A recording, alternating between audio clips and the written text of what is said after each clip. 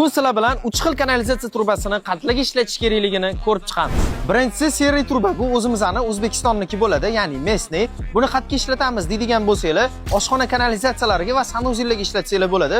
Qulayligi nima deyotgan bo'lsanglar, narxi nisbatan arzonroq bo'ladi va ishlatishga yengil, juda ham qulay. Ikkinchisi oranjeviy truba. Bu Rossiyaning mahsuloti bo'ladi. Buni qanday ishlatamiz deydigan bo'lsanglar, tashqi kanalizatsiyalarga ishlatsanglar bo'ladi.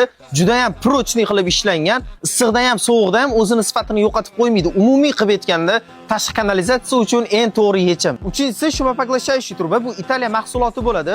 Va asnomnom oq yoki och seri rangda bo'ladi. Buni qulayligi nima deydigan bo'lsangiz, shuni maksimalniy darajada usha beradi. Faqat bitta dona kichkina minusi bor, narxi bularga nisbatan ozgina qimmatroq.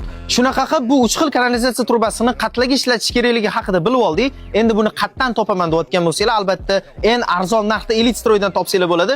Bizga obuna bo'lib qo'yadigan bo'lsanglar, shunaqa sifatli kontentlarni o'tkazib yormaysizlar.